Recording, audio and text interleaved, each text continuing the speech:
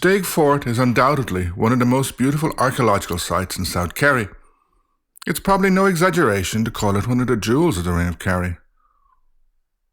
It's quite a magnificent and very imposing structure, one that is definitely worth visiting. Although it is at the end of a long and narrow road, it is still easy enough to find. Just turn off the Ring of Kerry road near Castle Cove, follow the road and signpost for another 15 minutes or so, and you'll be there. It's a narrow road, so drive carefully and be prepared to pull in to let other cars pass. It is beautifully located on a piece of high ground at the head of the Staigue River Valley. Surrounded by mountains, though to the southwest it has a nice view of Kenmare Bay and part of the Beara Peninsula. The walls of the fort are high, measuring up to 5.7 metres. Internally, the diameter is 27.2 metres north-south and 26.8 metres east-west. It's surrounded by a fosse or ditch and an external bank. The ditch is on average 1.5 metres deep and 3 metres wide, while the bank measures up to 2 metres in height, and in the north is up to 5 metres wide. The ditch and the bank are reasonably well preserved, except in the south or southeast, where the path leading to the fort cuts through them. However, in summer when the grass is quite high, it can be hard to make them out. The fort is entered from the south. A passage just over 4 metres long and just under 2 metres wide leads into the interior of the fort. It is covered by 3 lintel stones. Like other castles, it has dry stone walls. In other words, it was built without any mortar or cement. The walls are thick and have what is called a pronounced batter. In other words, they are much thicker at the ground level than at the top. In the north of the castle, the walls are 4.1 metres wide at their base, falling to 2.2 metres at the top. Inside the castle are 2 chambers, technically called intramural chambers. The first is on the northwest wall. It has a linteled entrance measuring 1.4 metres high and is a little under 1 metre wide at the bottom. Inside is a subrectangular room, 2.3 metres by 1.4 metres. This room is around 2 metres high at the highest point. The walls rise straight for about a metre, then corbelling is used. In other words, stones jutting out from the walls are used to form a roof. The other chamber is just over 5 metres from the entrance. It's also entered through a linteled opening, similar in size to the other room. In size is a rectangular room measuring 3.6 by 1.4 metres. One of the most striking things about the internal part of Staigue Fort are the X-shaped stairs. These resemble scissors in a way. This is because there is a terrace running around the rampart, an average 1.2 metres above ground level. Above and below this are 10 sets of opposing steps built into the ramparts, creating the X-shape, and dividing the ramparts into sections, which vary between 2 metres and 12 metres in length. The steps run from the ground to the terrace and from the terrace to the top of the ramparts. They certainly contribute to the internal appearance, helping to make it very impressive. Despite the magnificence of Staigue Fort, we know little about its history. It has never been excavated, so dating it accurately is difficult. Like other castles, it was probably built in the late Iron Age, though it is impossible to be precise about this. Probably it was abandoned in the 8th or 9th centuries, the same as other castles. Incredibly, it seems to have been used as a cattle pound in the late 18th century, which must have altered it in some way, if not inflicting damage. Although it is not being excavated, repairs were carried out in it by the OPW during the 19th century. However, these were not documented, and according to the recent archaeological survey of Iveragh, it is difficult to distinguish the original from the modern stonework.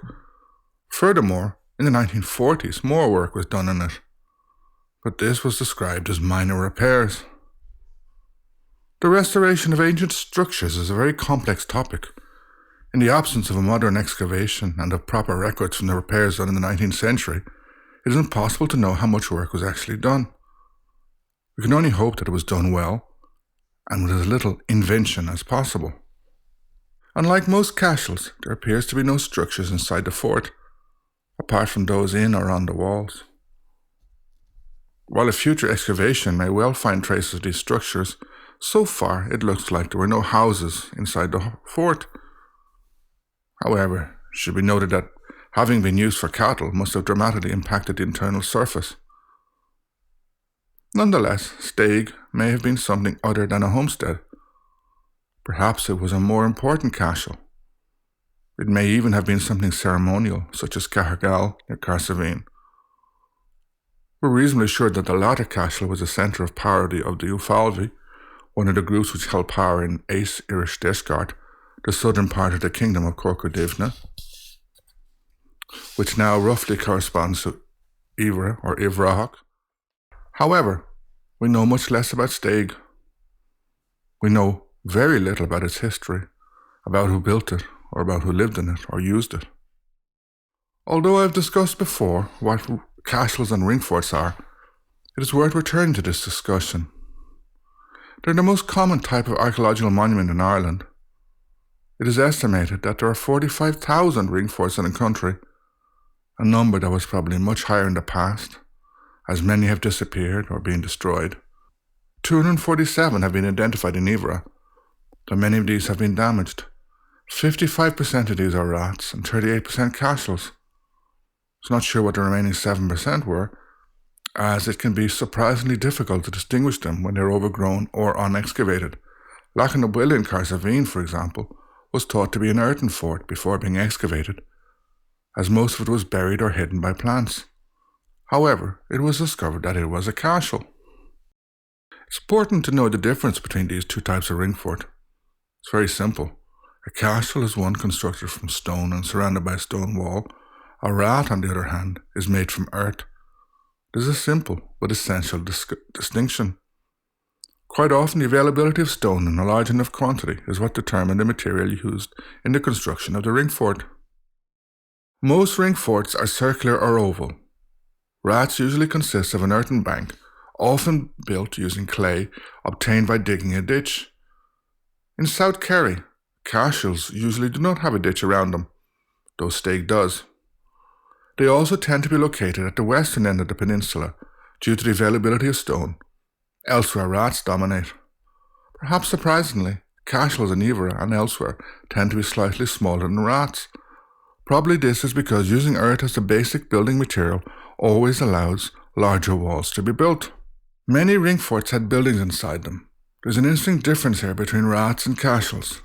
36% of rats and 47% of castles contain remains of houses.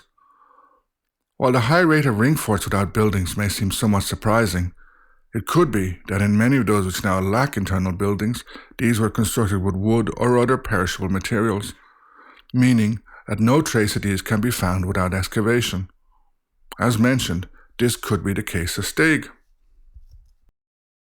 Some scholars argued that the name Ringfort is a misnomer, as they did not have a military purpose and were not forts. Rather, they were homesteads, probably occupied by extended families. However, at the same time, they were defensible, and the stone or earth walls certainly could act as a type of fortification. While this would not have been enough to hold off a large force, it was probably enough for the most common type of fighting in Ireland when they were built, namely low-intensity cattle raiding. A stone or earth wall and a ditch would have presented a group of lightly armed raiders with a formidable obstacle, especially if there was a wooden palisade on top. Moreover, if there were a few ringforts in the area, as was very common, a strong in-depth defence could exist. Most ringforts would have been a single farmstead. In other words, they were occupied by a single extended family, which would have been largely self-sufficient, based on the raising of animals, especially cattle, perhaps with some dairy. In some ringforts, crops would have been grown, notably oats. In Staigue, there are cultivation ridges to the east of the fort, as well as possible traces for houses. Metal and textile production also occurred in some ringforts. Even though ringforts are the most common archaeological feature in the Irish rural landscape, they are often misinterpreted. Recent important research into ringforts, notably the work of Matthew Stout, has resulted in a better understanding of their relationship with Gaelic society. It is useful to talk a little about this. First, although many believe that they go back to the beginnings of Irish history, to the Neolithic period or even before, they actually date from the early Christian period, primarily between the 5th and 10th centuries AD. Second, While they are often looked at as individual ringforts, they existed in networks of ringforts, monastic settlements, and other constructions.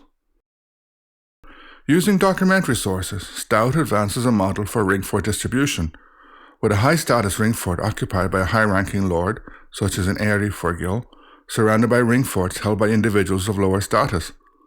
Some of these ringforts may have been leased to Okada, the lowest type of free person, who did not have any land of their own. Others may have been held by a boada, a type of free person with a small amount of land. In this network, the ringfort held by the Iveragh would have provided some sort of protection to the others.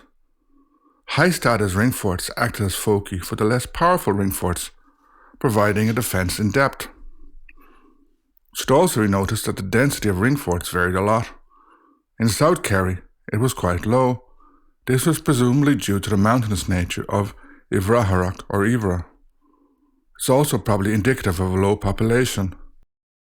Third, since ringforts were overwhelmingly based on pastoral agriculture, they were usually located on better drained and less forested upland areas, avoiding boggy areas and remaining below approximately 350 metres. The emergence of ringforts seems to be associated with the rise of Christianity in Ireland, as well as other economic and social changes. While too often Gaelic society is presented as something that rarely changed, that it was the same in 1500 AD as it was in 500 AD or even 500 BC, like any society it changed over time. Christianity was one such major change, but there were many others, including an expansion of agricultural activity and forest clearance. A new type of plough and a horizontal mill improved the productivity in agriculture and probably resulted in a population increase.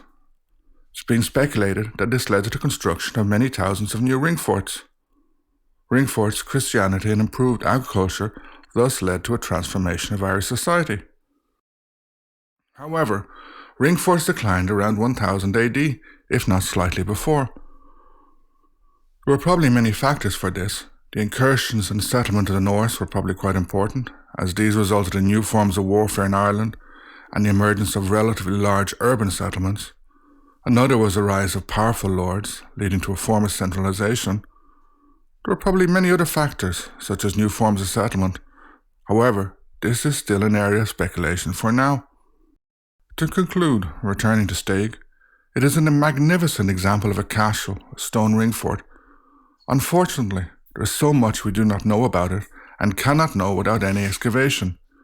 Staigue has much in common with other ringforts.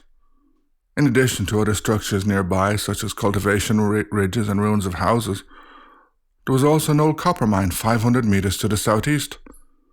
Did the mine and the fort exist at the same time? Was this the reason for the size of the castle? Probably not, but we cannot know for certain without further research. As mentioned, unlike other castles, Staigue does not have any traces at present of internal structures. This is not to say that they did not exist. However, it is an important difference. We'll have to leave Staigue with a number of questions unanswered. Who built it? When? What was it used for? And when was it abandoned? For now, there are no answers to these questions. But in the future, it is very possible that there may be. Hopefully there will be.